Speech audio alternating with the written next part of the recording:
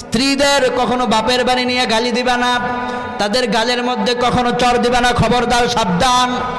বিশ্বনবী বললেন মেয়েদের গালে তুমি চর মারবা না, তাকে ভালোবাসা দিবা, সবসময় মোহাব্বতের নজরে তাকে তাকাবা।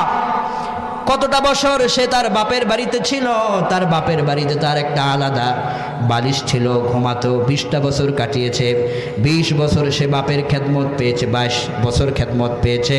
একদিন তুমি বিসমিল্লাহ কবুল বলে তাকে নিয়ে এসেছ, এরপর থেকে সে তোমার রান্নার কাজে সহযোগিতা করে, তোমার ঘর বাড়ি মুছা দেয়, পরিষ্কার করে রাখে, তোমার সন্তানদের খাদ্য খাবারের আয়োজন করে, ব্যবস্থা করে। যে স্ত্রী রান্না করলে তুমি খাও, সেই স্ত্রীর গায়ে আঘাত করো, তোমার লজ্জা থাকা উচিত, ঠিক কিনা বলেন? যে স্ত্রী রান্না করে সেই স্ত্রীর গায়ে আঘাত দিয়ে পরবর্তী তার চোখের দিকে কিভাবে তাকাও? এজন্য বিশ্বনবী বললেন স্ত্রীরা হলো তোমাদের পোশাকের মতো, গায়ে তখন তাদের হাত দিবা না, তাদেরকে ভালোবাসার ছোঁয়া দিবা। দৈনিক একবার করে হলো একটা একটা করে ফুল দিবেন যাদের স্ত্রী আছে। বিশ্বনবী বললেন তাদেরকে বেশি বেশি করে উপহার দিবা, আর তাদের চেহারার দিকে তাকায় মুস্কি হাসবা। নফল নামাজ পড়ার সমান সওয়াব আমল নামায় দিয়ে দিবেন কে? স্ত্রীদেরকে বলবেন I love you my sweetheart, আপনার জীবন, আপনার কলিজা একমাত্র স্ত্রী। স্ত্রীকে আপনি বারবার আই লাভ ইউ বলবেন, কিন্তু ফেসবুকের মেসেঞ্জারের ভিতরে যাকে চিনে না ওই জিএফ নামের কলঙ্কিনীকে বারবার আই লাভ ইউ কয়। যুবকেরা এরকম আছে না নাই? স্ত্রীকে বলতে শরম লাগে, আরেকজনকে বললে ভালো লাগে, এরকম আছে না নাই? হ্যাঁ যুবক, বিয়ে করেছ, স্ত্রীকে গুরুত্ব দাও। অনেক সময় দেখা যায় দুইজনে একসাথে শুয়ে আছে, স্ত্রীও মোবাইল নিয়ে ব্যস্ত, স্বামীও মোবাইল নিয়ে ব্যস্ত, রাত 12টা 1টা বেজে গেছে, খবর নাই, আছে না নাই? না, স্ত্রী স্বামী একসাথে যখন থেকেছ একে অপরের সঙ্গে আলাপ করবা। বৃদ্ধ হয়েছ, কি হয়েছে, স্ত্রী স্বামী একসাথে আলাপ করবা, পিছনের কথাগুলো বলবেন, আলোচনা করবেন। ওই যে বিয়ে করছিলেন, ওই যে পিছনের কথাগুলো, আজকের দিনে আপনার সন্তান হয়েছে, একদিন চলে যাবেন, তাদের জন্য আপনি কতটুকু উন্নত করতে পেরেছেন, পরকালের প্রস্তুতি কি নিয়েছেন। স্ত্রীকে স্বামী বলবে আজকে আমরা দুইজনে মিল্লা তাহাজ্জুদ পড়ব, আবার স্ত্রী তার স্বামীকে বলবে আসুন আজকে রাতে দুইজনে মিলে তাহাজ্জুদ পড়ব।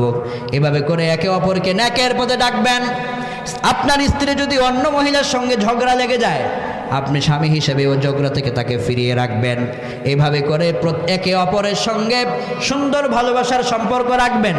ঘরের ভিতরে ঢোকার সময় আপনি স্বামী আগে সালাম দিবেন, আগে সালাম মারলে আপনার স্ত্রী যেটা খুশি হবে, ওই যে ঘরের ভিতরে হাজারো কষ্ট করেছে সকল কষ্ট আল্লাহ তার দূর করে দিবে।